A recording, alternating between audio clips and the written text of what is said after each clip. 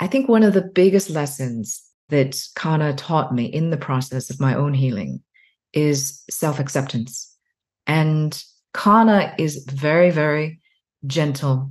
And for myself, I can say that I always felt held, even though very difficult feelings came up for me.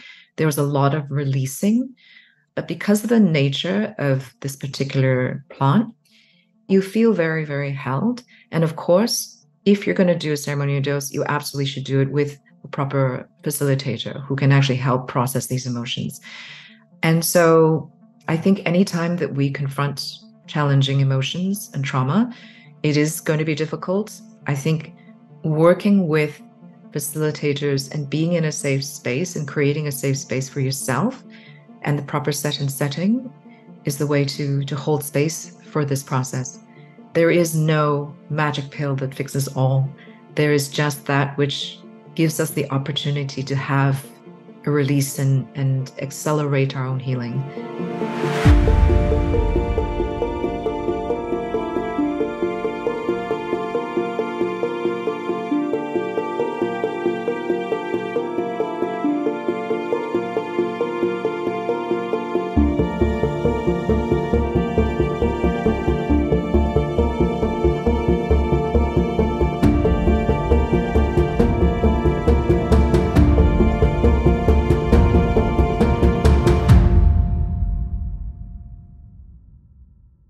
Hi, everyone. Welcome to Psychedelic Conversations. Today, I have Stephanie Wang in the house. Thank you so much for being with us. Such a pleasure to have you. Such a pleasure to be here. Thank you, Susan. Of course, pleasure is all ours. And finally, I get to speak to a Kanna expert. I've been looking forward to this for a while. And there you are. You appeared. And really looking forward to deep diving into the conversation of the medicine, the heart medicine, Kanna. So before we begin, I'd like to say a few lines from your bio for our listeners to get to know you a little bit. And then we ask you what brings you to this work after that. Stephanie is passionate about power of plants and evolving consciousness. She is the founder and the CEO of Empathogenics, with a mission to restore full spectrum aliveness for all beings. Offers 100% plant-based empathogenic supplements featuring Kanna, a heart-opening succulent from South Africa that is clinically proven to activate an immediate sense of grounded energy, helping people feel more alive, capable, and connected as they navigate everyday stress. And you are a native from Hong Kong. You began your career in corporate finance on Wall Street, and you're a #1 ranked equity analyst in the retail sector with HSBC Securities Hong Kong. Stephanie, this is wonderful, and I'm really enjoying the work that you're bringing to the world. And with that said, what brings you into it? Wow, thank you, and thank you for actually reminding me of sort of the road to what actually led me here. I started my career in Wall Street, but I was so burnt out, and it really took a big toll on my health. And that's when I really started to look into health and wellness, just because of my own healing.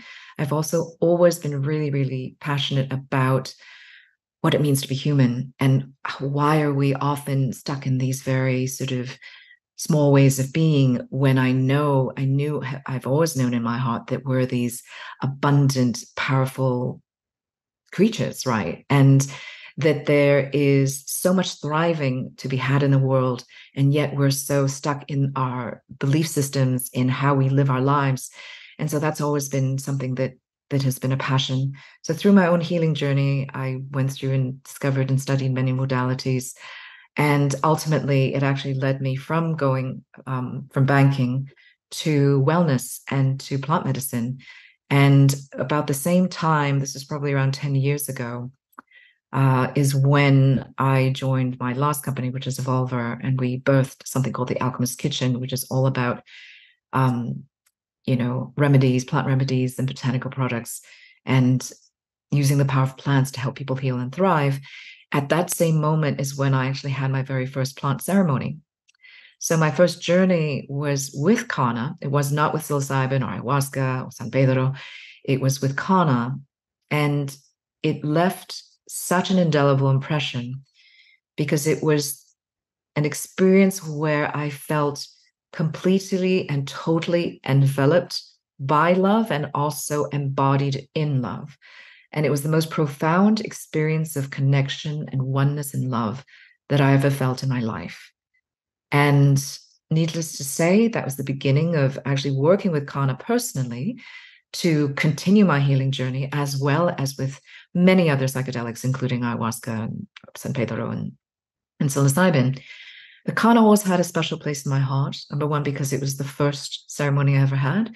But number two is because of its ability to have us be very present in this feeling versus being taken out of the body, which is a lot of, how, for example, psilocybin and ayahuasca, that's how they work. They work in a very different way through to consciousness.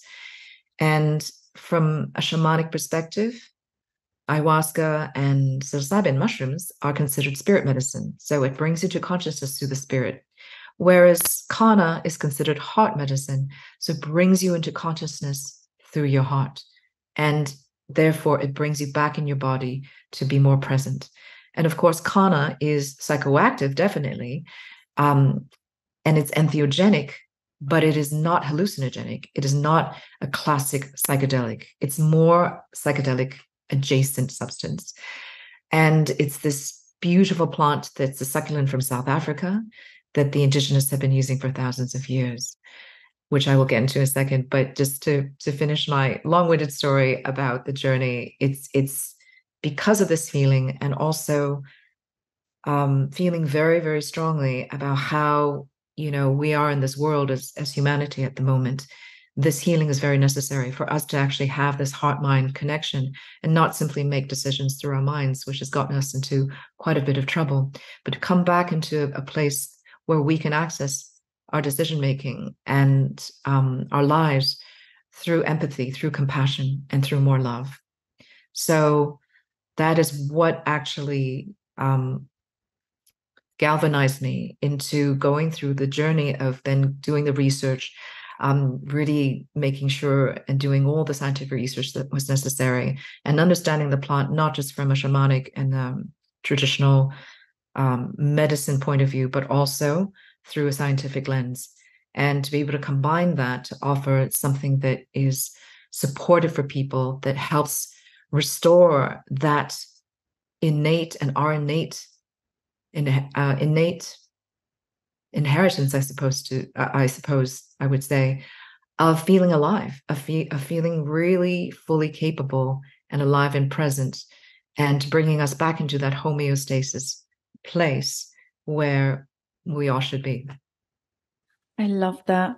Thank you so much for a little excerpt from where you stand in your perspective as well and your journey.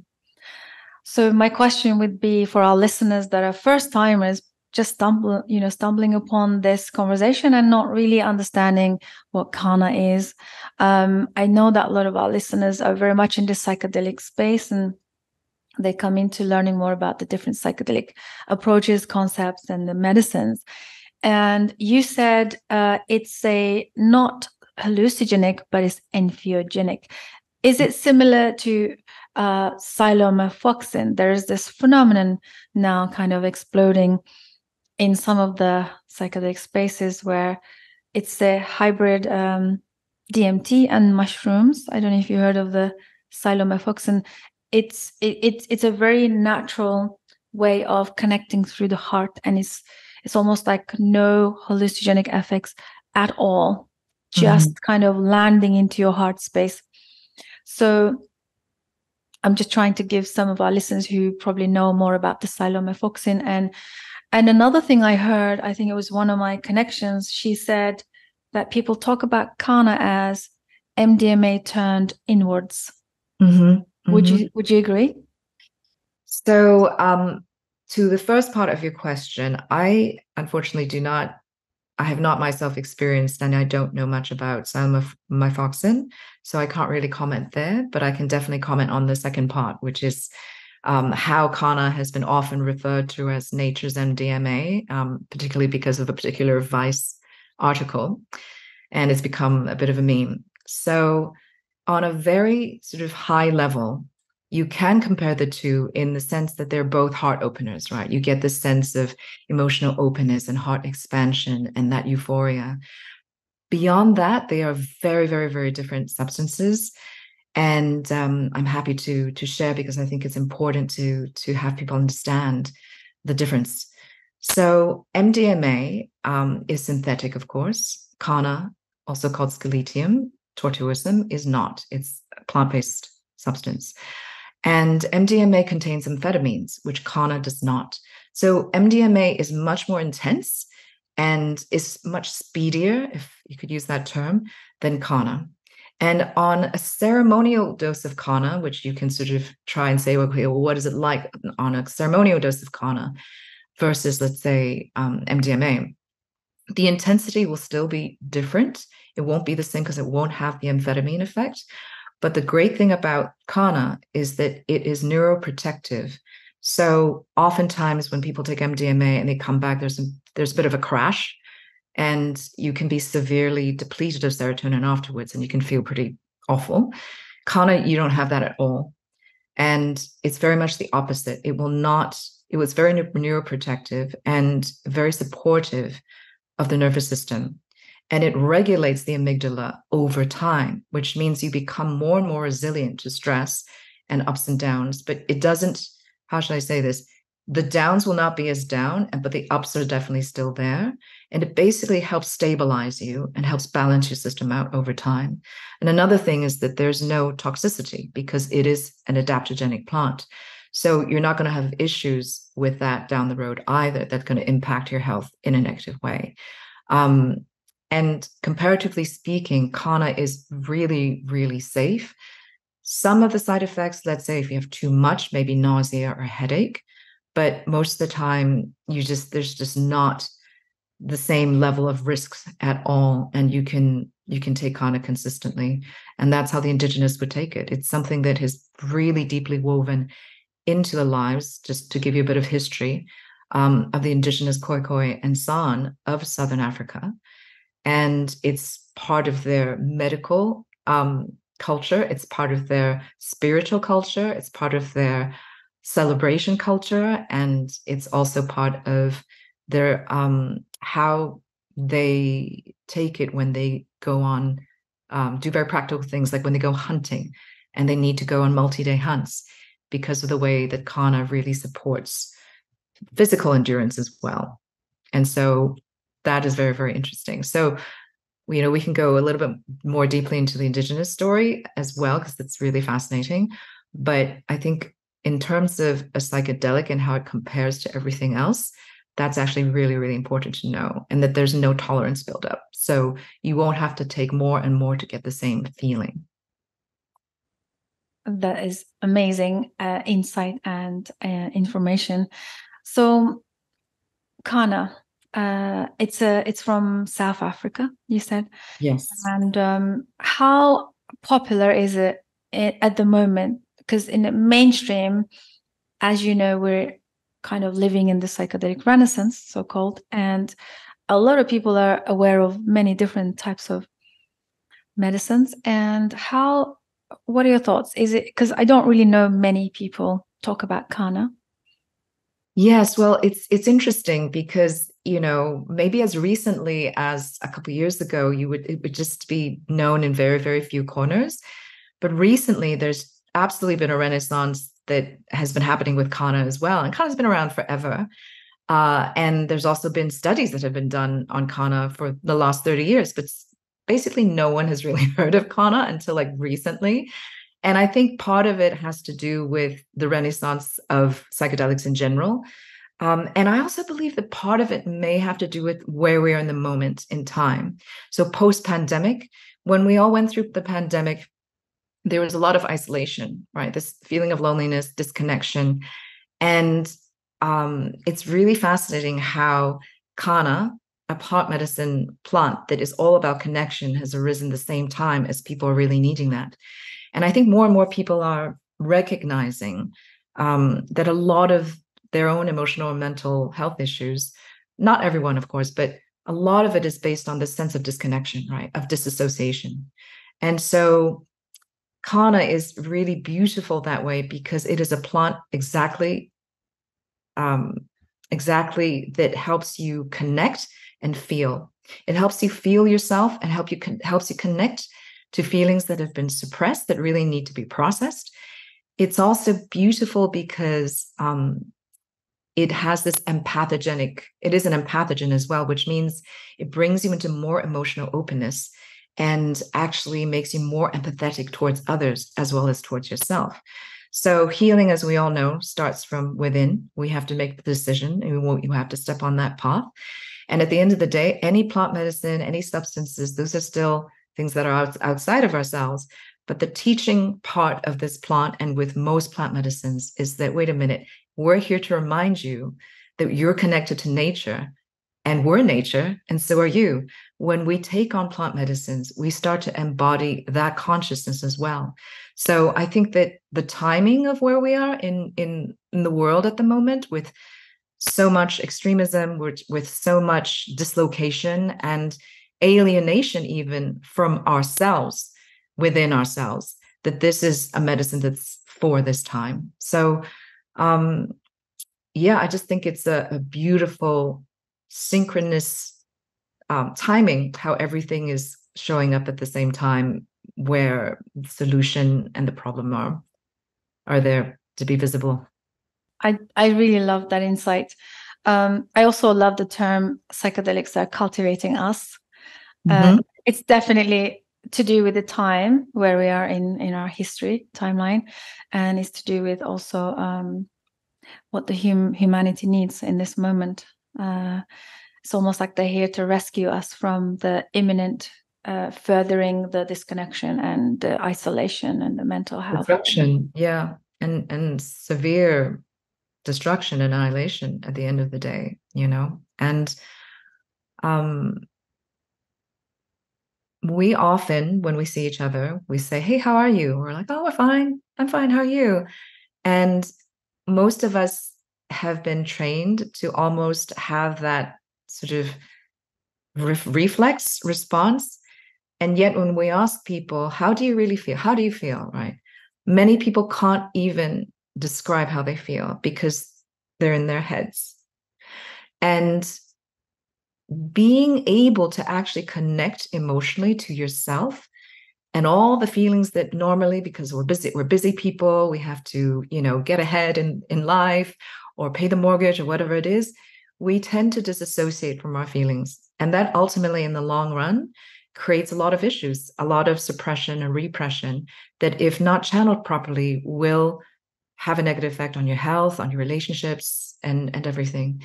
And so one of the most beautiful things that Kanna does is it teaches us to feel ourselves and to really reconnect and start to connect back to the feelings that we've been repressing and allow them to surface and process. What that does is actually allows us to be back in flow with life and not try to go against it in some ways. It, in a weird way, also clears obstacles. And I'm getting a little bit philosophical here, but energetically, I do believe that's what it's doing. And it's actually calling us to be our own healers, because ultimately we are our own healers.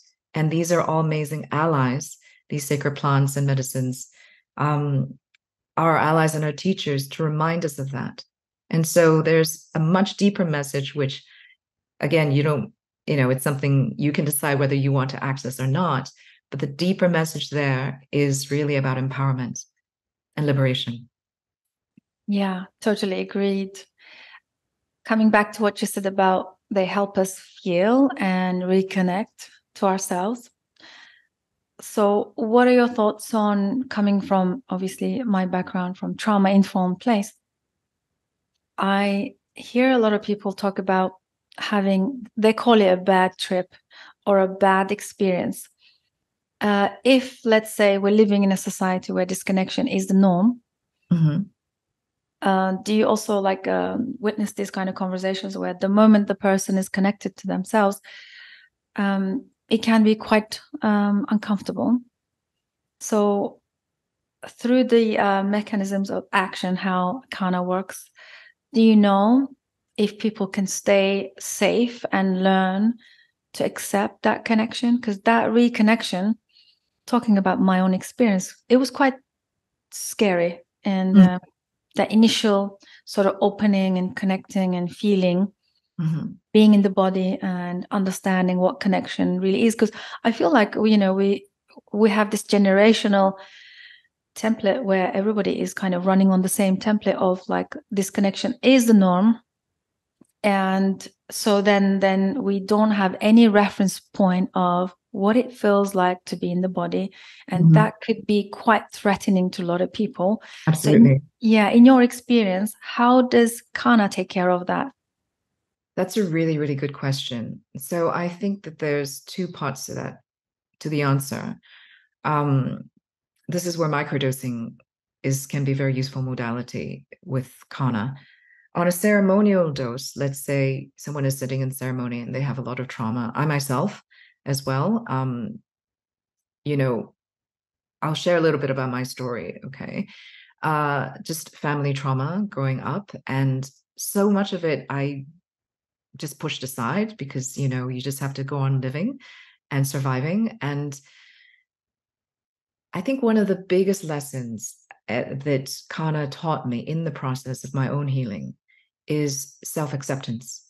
And there is something that is so gentle, even in very high doses. It's very, very gentle. It's not like ayahuasca, who is the, master teacher grandmother, because she will whip your butt. She will kick your ass, if those people who have done, who've sat with ayahuasca. And she's beautiful. She teaches in a very different way. And she works with us in a different way. Kanna is very, very gentle.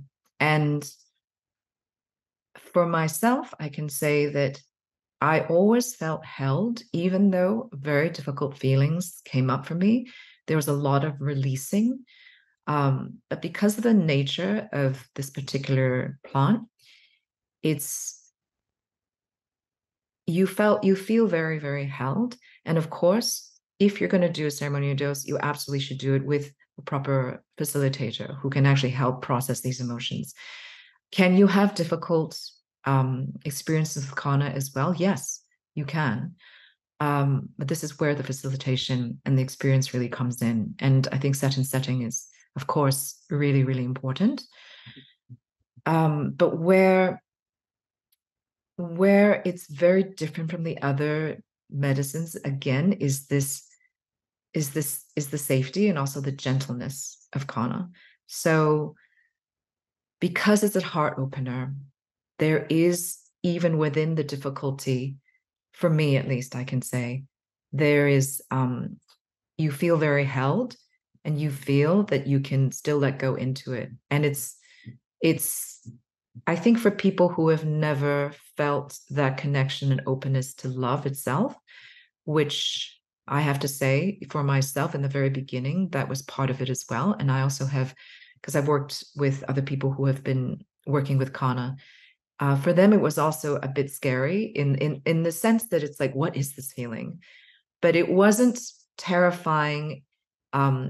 It's not terrifying in the way that, let's say, a bad trip is, because then it's like you have all the visuals and everything else and you feel completely out of control and out of your body. This is not like that at all. In that particular case, because I was actually there was, of course, a shaman and facilitator who were there, who really helped guide that process. And over time, it was lovely to witness, because this particular individual could open up more and relax into it more. And so I think anytime that we confront challenging emotions and trauma, it is going to be difficult. I think having, working with facilitators and being in a safe space and creating a safe space for yourself and the proper setting is the way to hold space for this process. There is no magic pill that fixes all.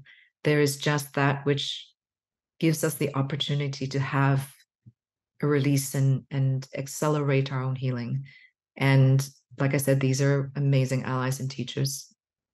Yeah, that's so wonderful. Yeah, very clear. The message is clear. And from my perspective, what I came to know is that there is a quote, I think it's kind of associated with Rumi, I don't know. There's a quote that says, it could be like I'm paraphrasing, 200 years of journey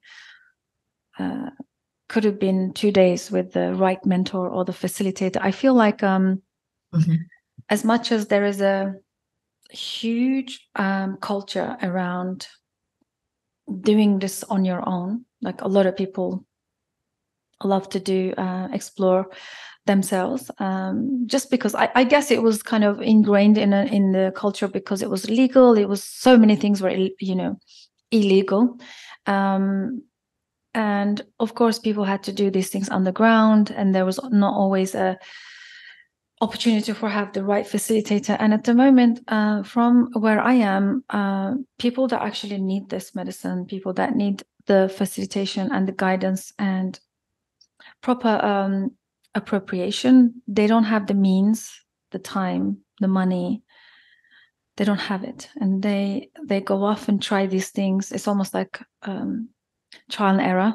They try and find and discover and explore themselves, and in the process, of course, they get traumatized, re-traumatized. They experience a lot of different uncomfortable processes. And so I'm huge on the facilitation, by the way, just Stephanie, like I'm really big on like, you've got to find the right person who understands the process of what it means to release and work through those emotions while you're with the guidance of the medicine. Because if you don't have that, it can take months, years even to unpack what's just happened.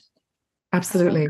Right. Absolutely. So on high doses of Kanna, you said this could be a really ideal appropriation and setting. So what do you know? How many, like, what are we talking about? Is there quite enough facilitators out there who's trained to guide with Kanna? Do you think there's enough out there?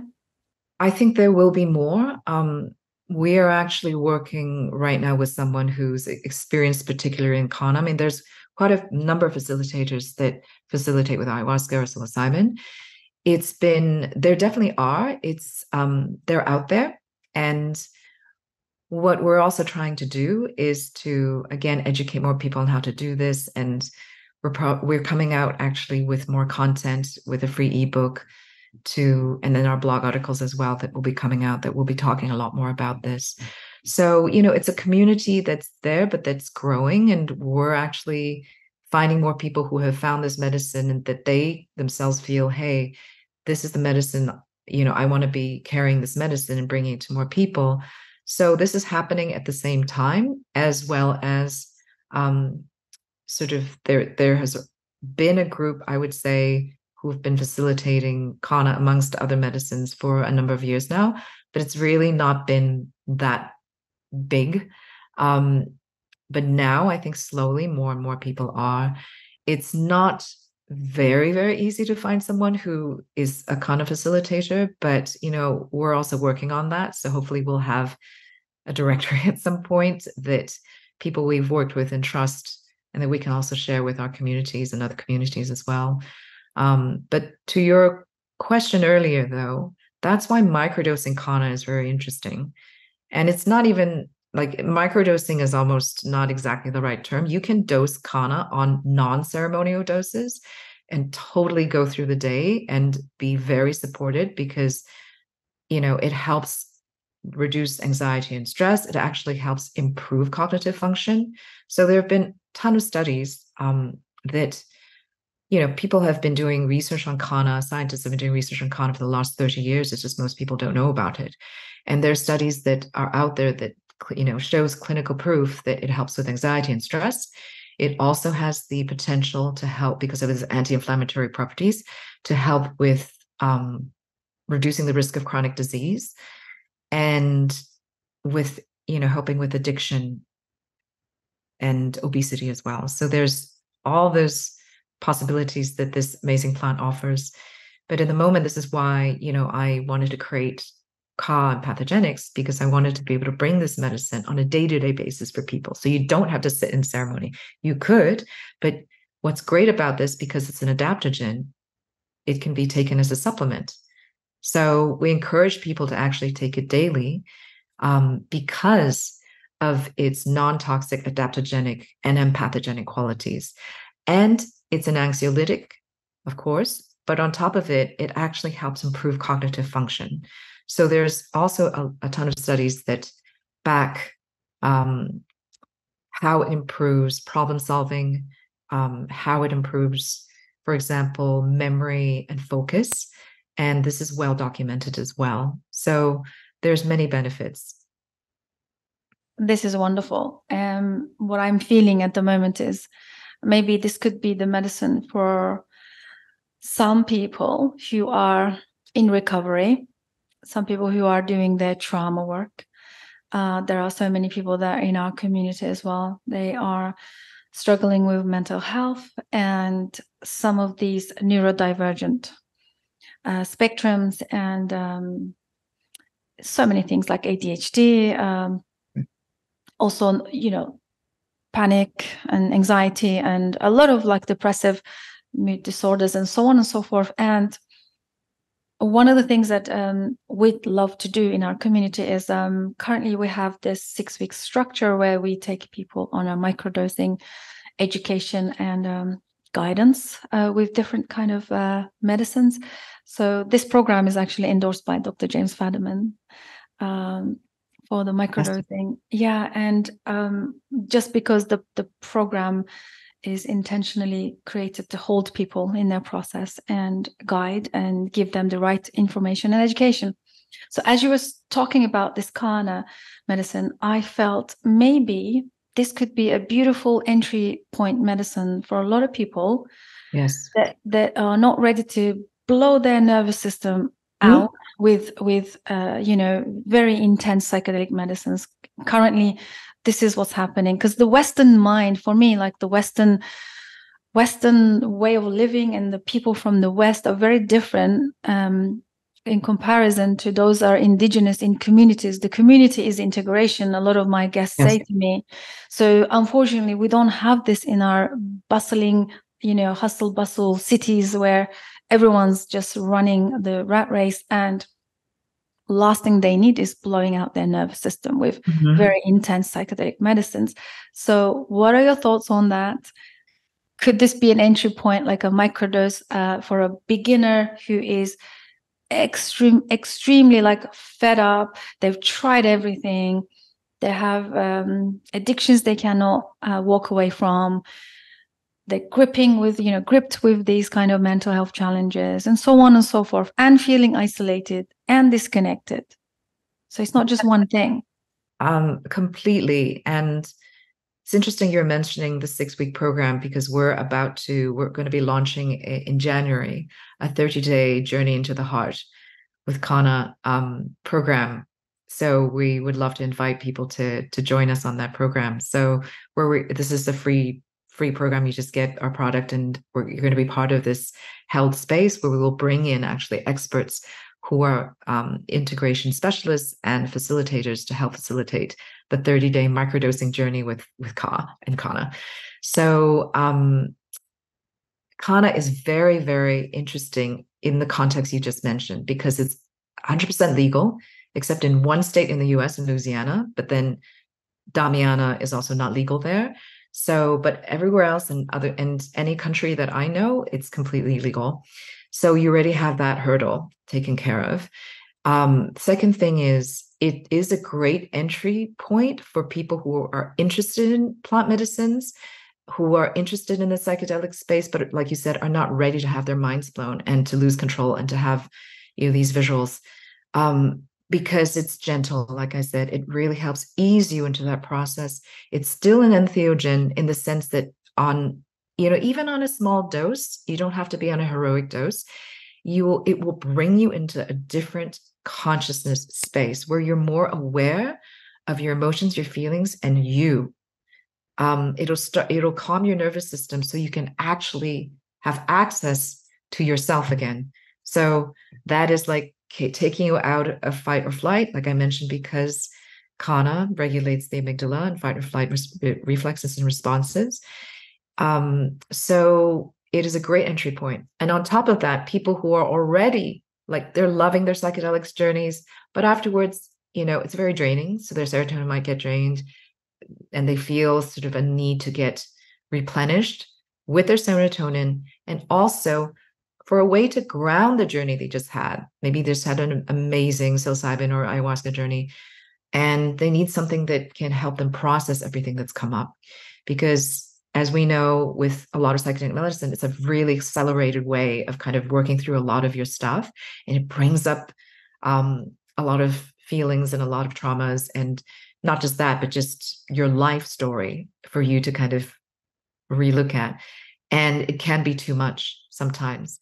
And you want to kind of slow it down so that you can absorb it and make it part of you and make it an embodied part of yourself, so you can carry that wisdom and any kinds of necessary changes in your behaviors or behavioral patterns or attitudes. The way to work with that is actually the way to work for that intention is to work with Kanna. So after after a ceremony, once the medicine, whatever the medicine that you're taking is out of the system, start taking Kanna, because that will actually ground that whole experience. You're able to then really process, understand.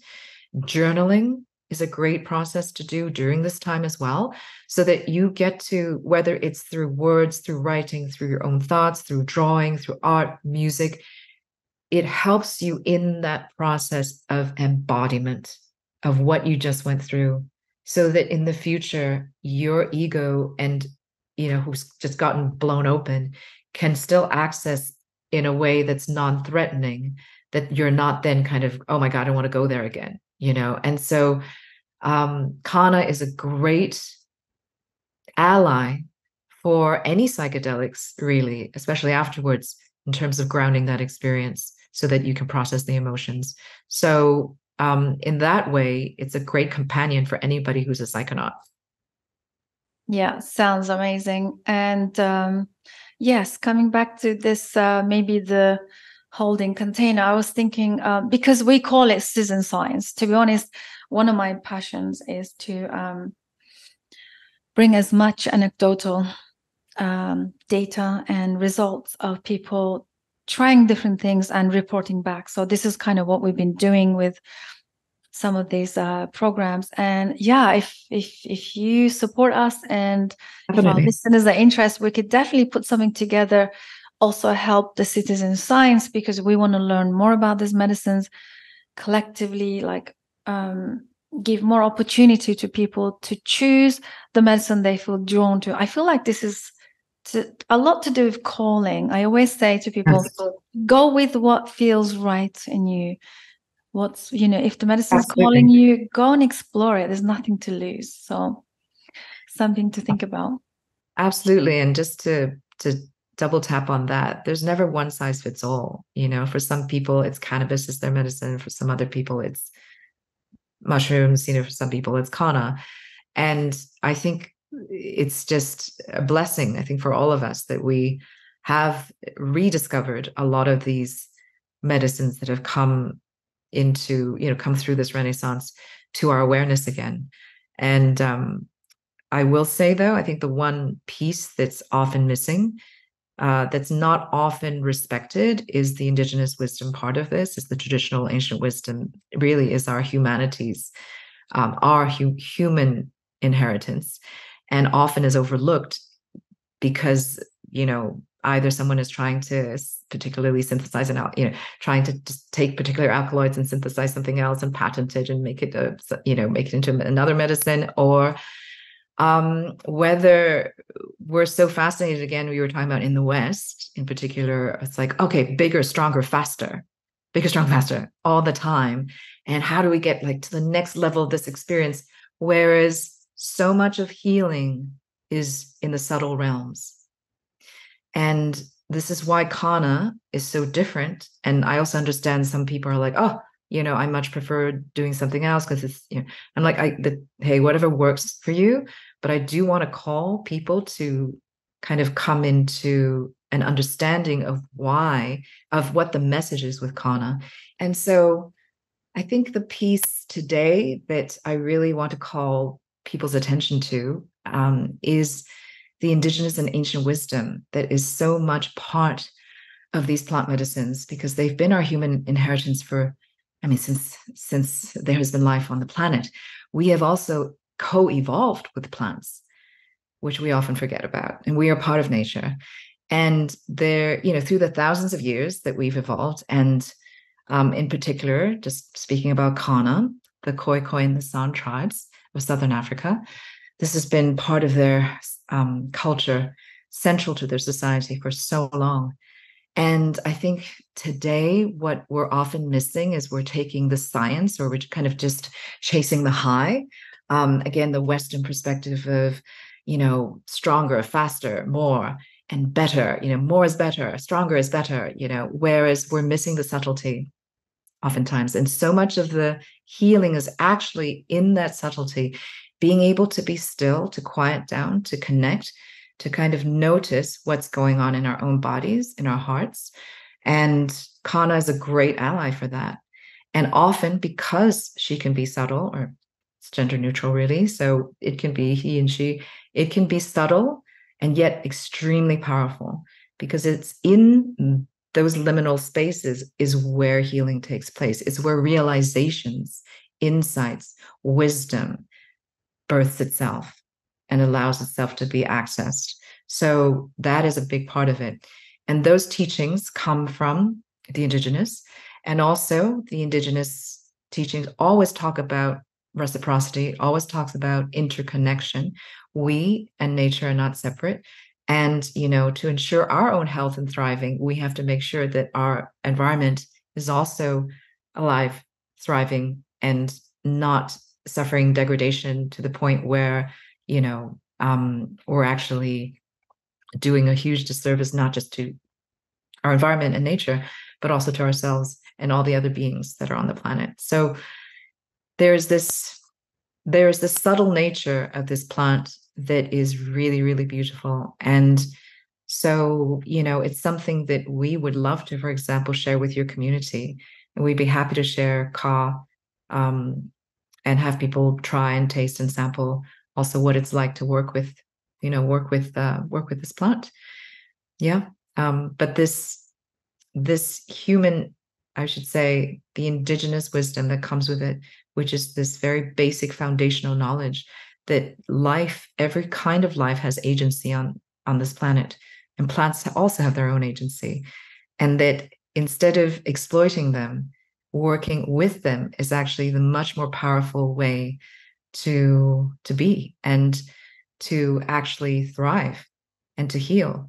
And this is the subtle art that in modern day that we've lost.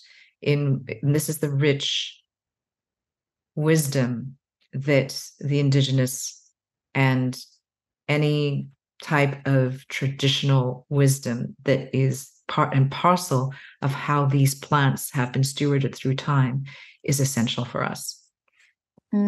So beautiful. Thanks for sharing that. And so this is really aligned, by the way. What we're trying to achieve in our community is that, trying to reverse engineer what's been done through the revolution,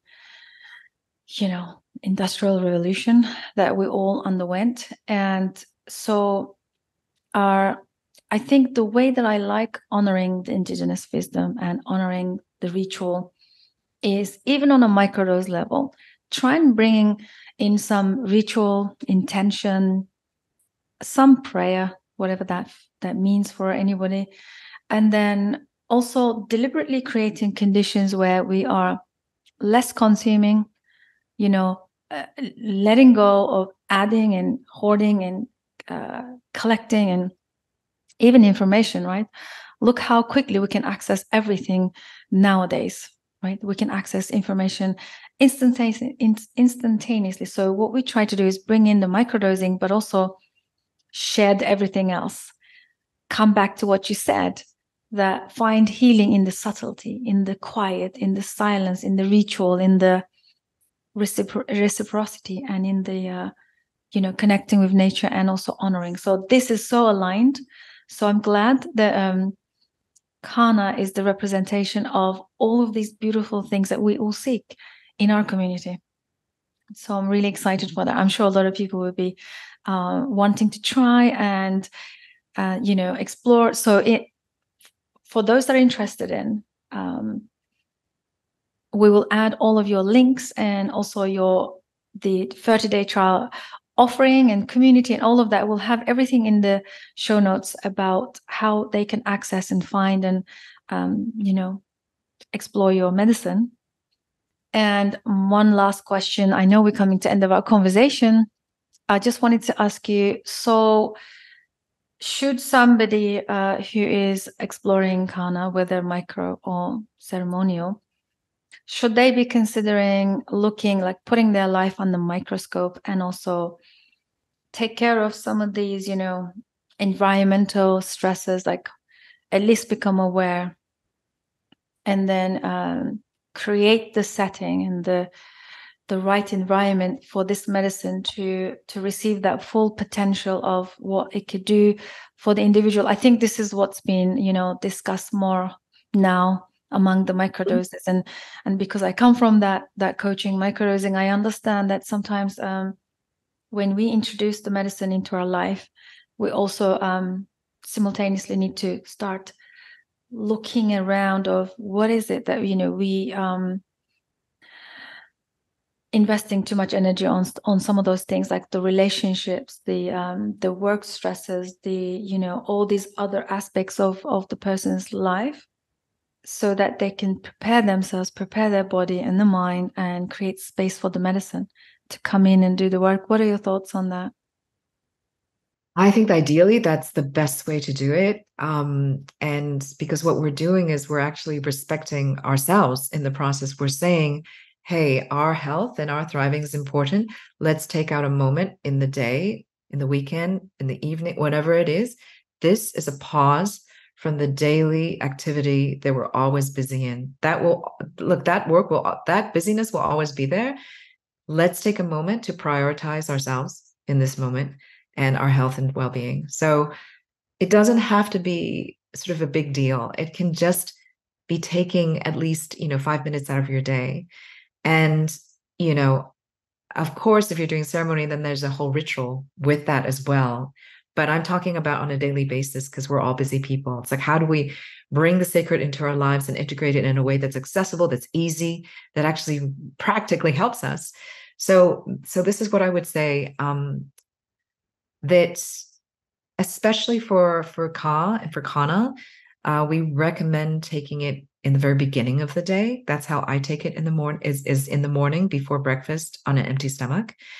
And I always set an intention, and I encourage everybody to do that, because when we set an intention, we're not mindlessly consuming, because that's a transaction. It's just, oh, let me take this pill. Let me just forget about it, and I'm going to get back to work. We're creating a moment of presence. We're creating a relationship now with what we're taking into our bodies.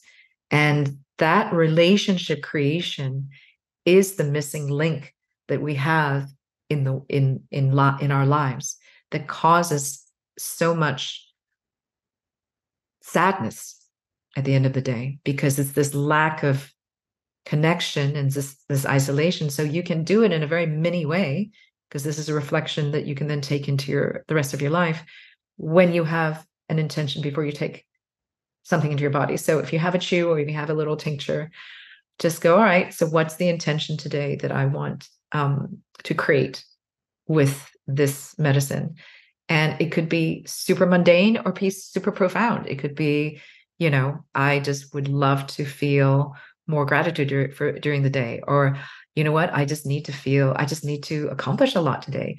And I would like to come into this co-creating space with this medicine where I feel that I'm very productive, that I'm more creative, that I can get things done, more consciously, not just quicker, but more consciously, with more wisdom, so that decisions I make are not just on the fly, or just considering one aspect when actually I can actually look at something holistically. Some basic intentions, right, you could have, and then just take it in and have a moment of gratitude and let it go, and then just go on about your day. But I think making that space and having the intention is activating the medicine, because you're respecting the Kanna, and you're respecting what Kanna is about to teach and about to give us. And just like in any relationship, if you're a human being and you're just like interacting with someone in a transactional way, everybody knows it, and just like, okay, nobody gives a damn, right? It's just like, okay, what are you selling me? All right, I'm buying this. Okay, bye.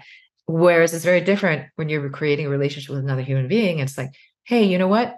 What do you do? What's going on? How can we build a relationship instead of just being transactionally based on this one interaction? So it is very much the same way how we take things into our bodies, especially these amazing teaching plants.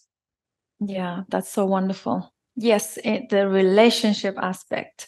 So it doesn't need to be a chore. It doesn't need to be another thing on the checklist. You just create the moment, take it in the morning. Is it a daily practice?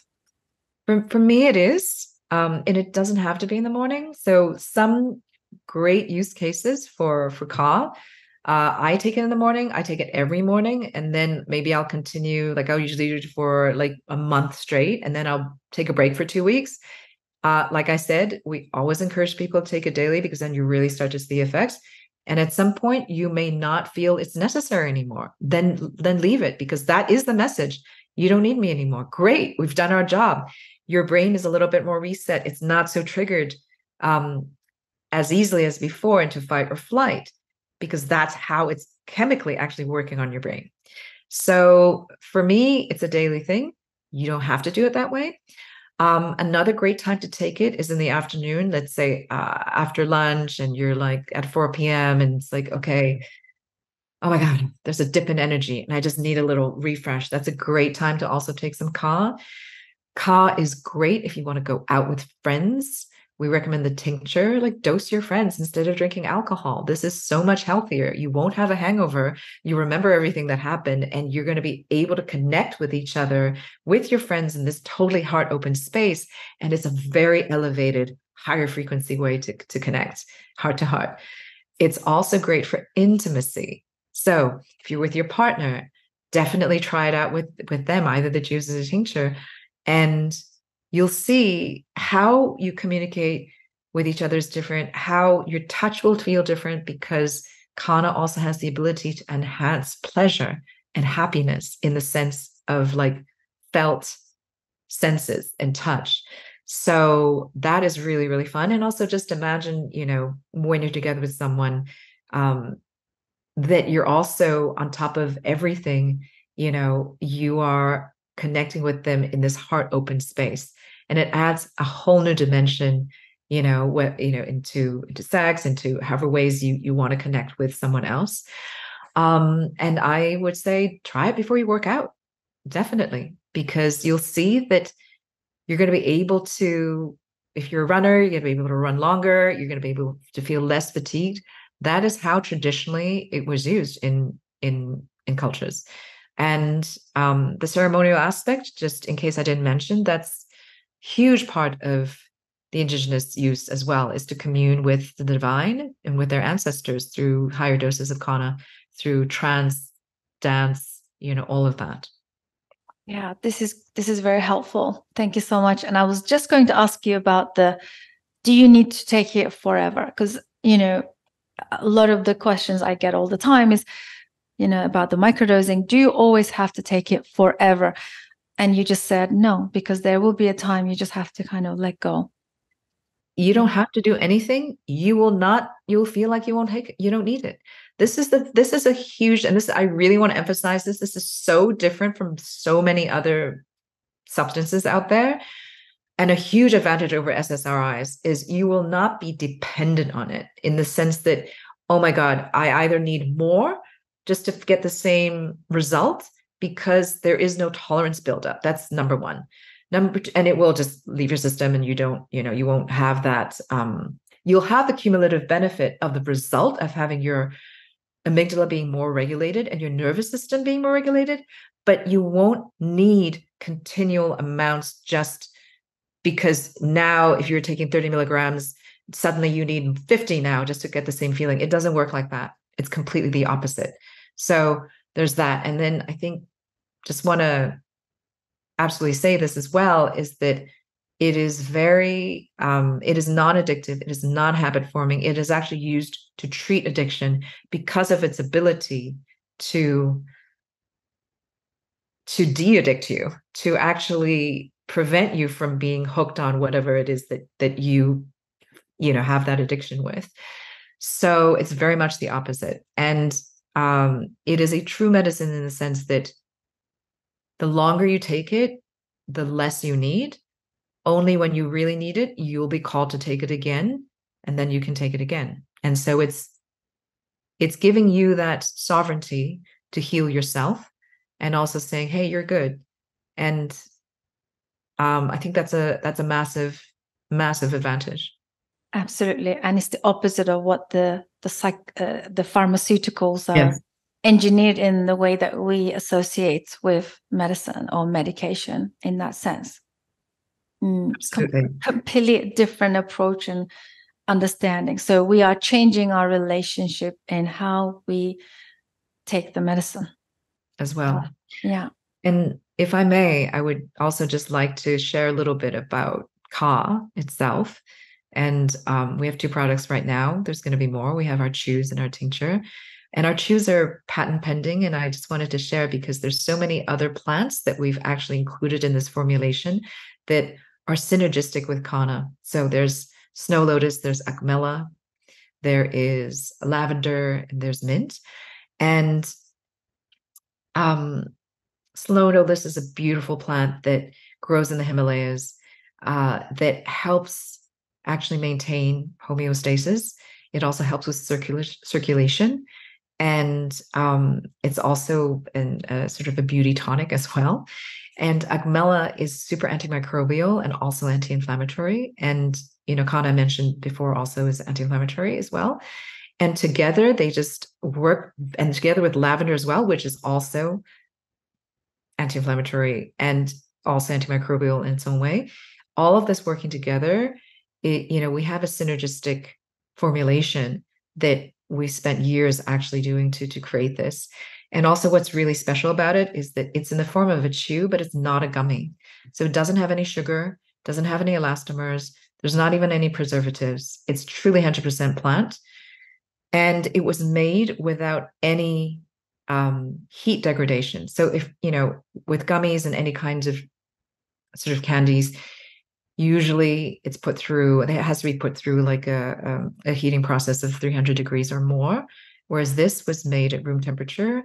It's pH neutral, essentially, and it's super bioactive as a result.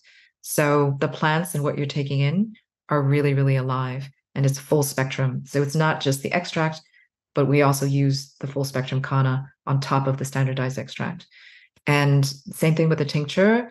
We hand extract and we hand make everything as well. So there's a lot of love that has gone into it and a lot of science. Sounds like the alchemy lab. It does sound like I know you have a background in sort of understanding the working with the plants. I think for me, all plants are medicine.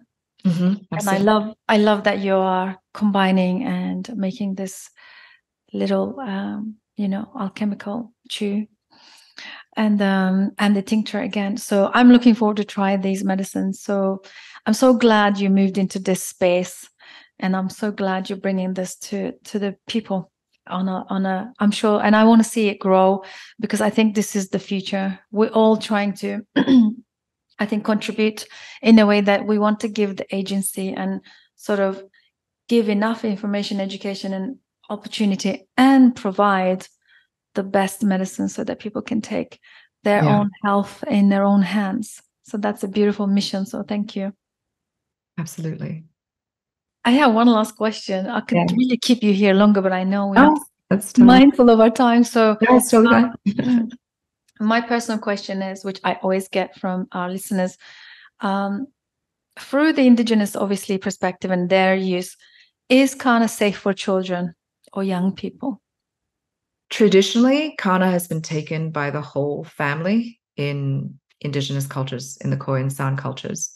So, for example, babies, even as they're teething or when they have colic, they're actually given a little bit of Kanna just to ease their inflammation, to ease their pain a little bit.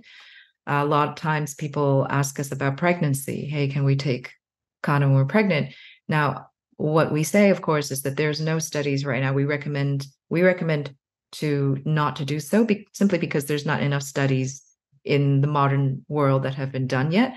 However, I can also say that traditionally in Indigenous cultures, pregnant women would take it definitely for easing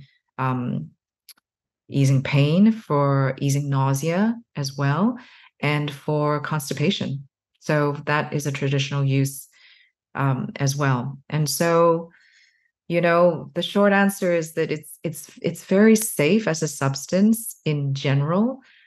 I just want to make sure that, I suppose, to say this responsibly, I just would add that because Kanna is not so known yet for everyone, I think there is a bit of a learning curve to understand how it works, so that you can actually share it with your kids, or but it's a different dosage, obviously, for children. So it's something that we're also looking into. But for now, these products are for adults, but they're not. I cannot. I mean, it's not. How do I say this?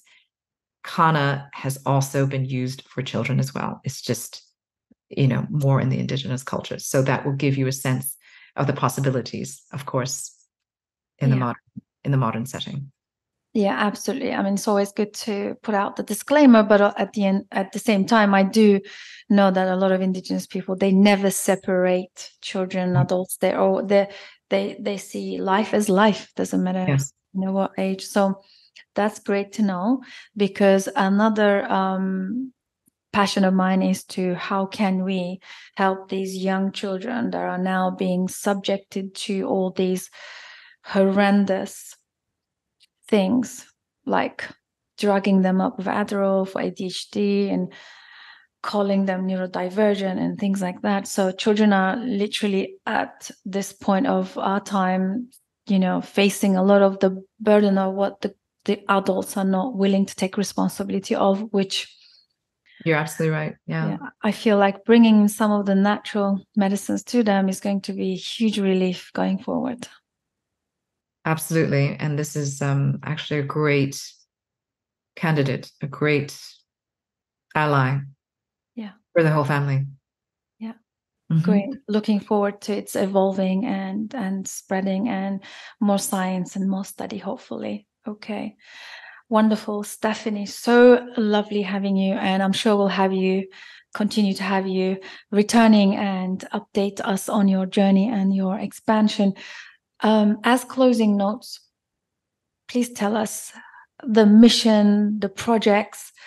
What are you creating? Everything that you are here to set out to do for our listeners, and where can they find you?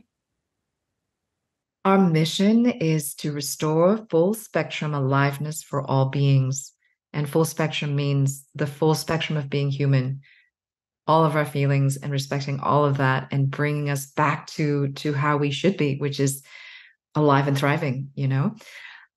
We are currently, if this is something that listeners are interested in, they can visit our site, which is ohmyka.com, ohmyka.com.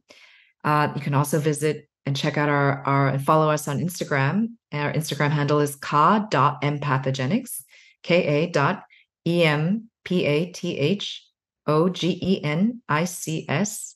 So that's ka.empathogenics. You can find us the same way on Facebook, ka.empathogenics. And we're actually about to and we've just launched our ambassador program. So if you are out there and this mission inspires you as well, and you want to join us on this mission of bringing more heart-centeredness into the world, please join our ambassador program, which we're going to launch a partnership page on our site soon. But in the meantime, if you would like to become an ambassador and be a part of the community, then you can email us at hi@empathogenics.com, or you can just fill in the contact form on the website or DM us on Instagram, and we would love to hear from you and have you join and be a part of the community. We would love to amplify. And for our ambassadors, there's a financial sort of affiliate arrangement as well. But beyond that, it's also just being a part of community where we would love to highlight what you're doing in the world that is in line and in alignment with us. So it's about amplifying the global mission. Thank you so much for that. And we'll add all of these this information into the show notes, including your bio as well. Thank you. And one more thing I'd love to share is for your listeners, we would love to offer a code so that they can use it to purchase anything on our store for a 10% discount. And the code is PSYCONVERSATIONS. So that's PSY Conversations with an S. And you can use that code and shop on our site as well. That is wonderful. Thank you so much. Appreciate the gesture and this offering. Thank you. Thank you so much for having me on the show. It was really wonderful to be with you and just to share more about this beautiful plant. Some people, because right now there's a big trend of stacking psychedelics. So doing a bit of, let's say, I don't know, LSD and then a little cacao and then a little something else and all these substances. So my recommendation is for people who are starting with Kanna, just to respect Kanna, give it its own space, allow yourself to be with it because it's subtle. And especially if you're taking it on microdose, don't try and stack too much on top of it. Then if you are interested, okay, now I'm kind of getting a baseline of what this feels like. If you want to, that's great. A lot of people ask the question of stacking specifically psilocybin when someone is microdosing psilocybin versus microdosing Kanna.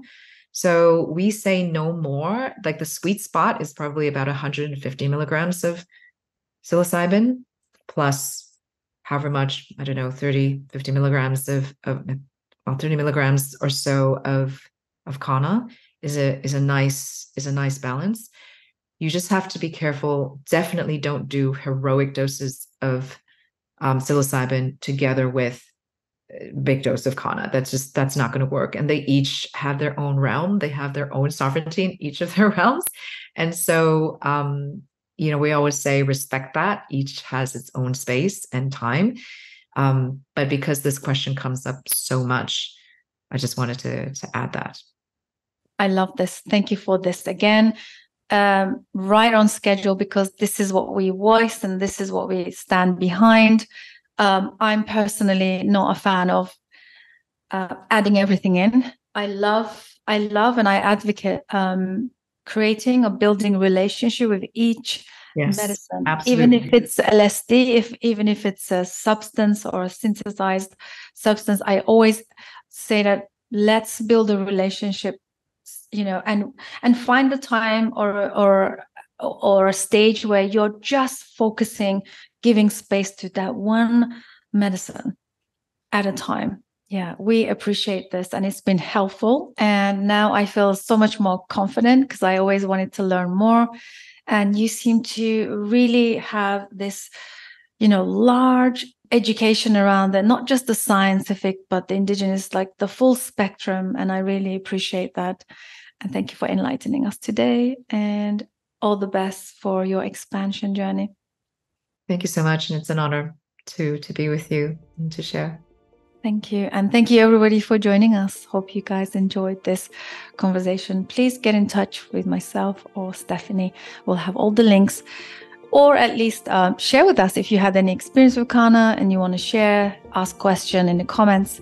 And don't be shy. You can always reach out, be part of the conversation and communities. And I'll see you on the next one. Bye for now.